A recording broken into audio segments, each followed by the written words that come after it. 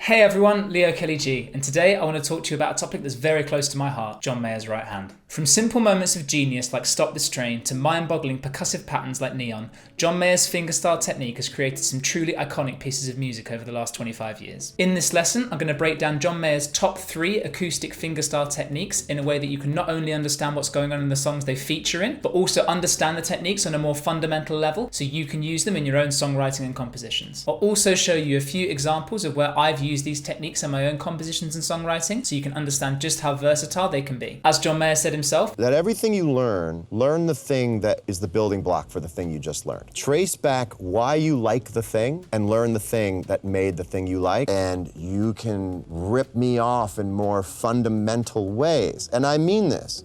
Let's get into it. I'm driving 85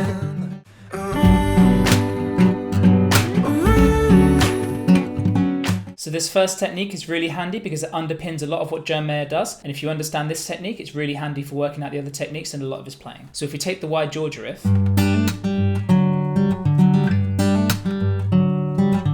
there's sort of 2 slaps going on. There's one slap where on the first riff, on the G chord, as you slap, the thumb comes into the string, and then if you notice, instead of coming towards the string of the guitar, sort of the whole hand, the hand moves in sort of an elliptical motion, almost like you're kind of to brush the strings, but they're getting stuck on the low E string. And then from there, before you then bring the thumb to pick the next note, you pluck first, and then you play the note, and the thumb stays on the string until it needs to move and pluck another string. As opposed to bouncing off, which makes it a lot harder to hit the notes. The second slap is on the D sus4 note. And this slap's quite interesting because not only are you slapping a different string, but after you're slapping the string, you're then plucking the string and then plucking the string next to it as well. And this is used really nicely in this string when it's played straight, but then in clarity, when you're playing the... It's used there to give a sort of triplet feel instead. And so in both songs, the main thing is to make sure that the thumb is slapping in an elliptical motion onto the strings, and if you're going to roll, it's slap and then roll through 2 strings to get that sort of triplet vibe or a straight vibe as in wide Georgia. So now you've got the hang of the thumb slap and the thumb roll technique. Here's a couple of examples of where I've used them in my own arrangements.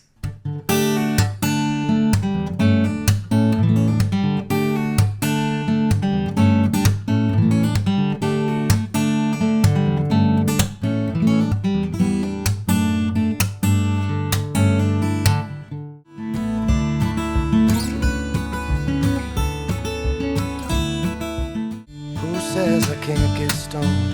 Turn off the lights and the telephone. Dear Marie,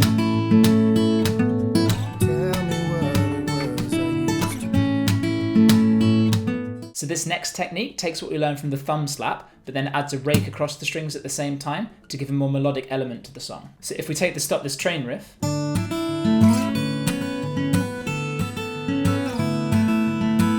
you've still got the slap of the thumb on the D string, but then as you can see, my first finger, after I've plucked the 2 strings, is then gonna rake across the strings at the same time. So you get the slap of the thumb and also that little melodic rake at the same time. So after you've played the pluck and the slap and the rake at the same time, your thumb's gonna stay on the string that you've slapped, then you're gonna bring your finger to pluck the top string, and then from there you're gonna play the bass string again, and then pluck again, and then slap one more time, making sure that you slap and rake at the same time. So all together we have thumb, slap, finger, slap.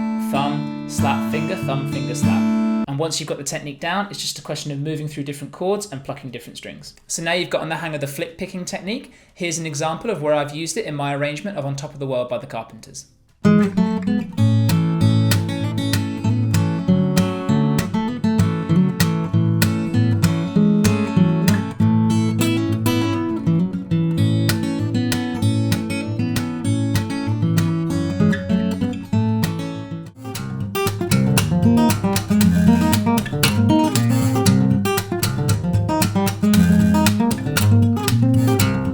So this last technique takes what we learned with the thumb slap, but then goes a little bit further, literally through the string further. And so instead of slapping the string like we did in wide Georgia and clarity, we're actually going to move our thumb through the string and rest it on the string next to it. So if we're playing the low E string, we're going to slap through the E string and then rest our thumb on the A string. And that gives the song its punchiness and percussive nature. So if we take the first chord of Neon, we're going to play through the E string with our thumb and rest it on the A string. From there, we're going to pluck up on the D string with our finger. We're then going to play down to the G string with our thumb again. and then we're going to pluck up on the B string with our finger. So we've got down, up with our thumb and finger. And then from there, we're going to slap again, and then pluck the G string again with your finger. So we've got,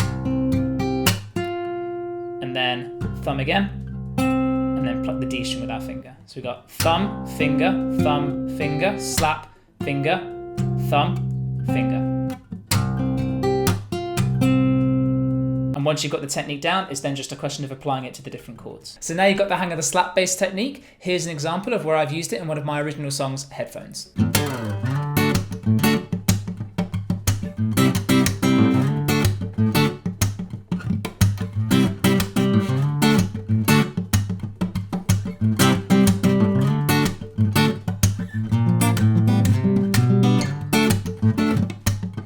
So that was my video on John Mayer's top 3 acoustic fingerstyle techniques. As I said, this video focused more on breaking down the fundamentals of the technique as opposed to learning the actual songs. If there are any John Mayer songs you'd like me to do a tutorial on, feel free to drop me a comment down below and I'll get right on it. If you found this video useful, it would mean the world if you could give it a like, subscribe to the channel and push the notification bell so you stay up to date with all the new videos coming out. And if you're feeling especially generous, head over to www.patreon.com/LKGguitar and consider becoming a patron, where you can contribute to me making even more content to help you along your musical journey to becoming the best musician you can be. Thank you so much, and I look forward to seeing you in the next video.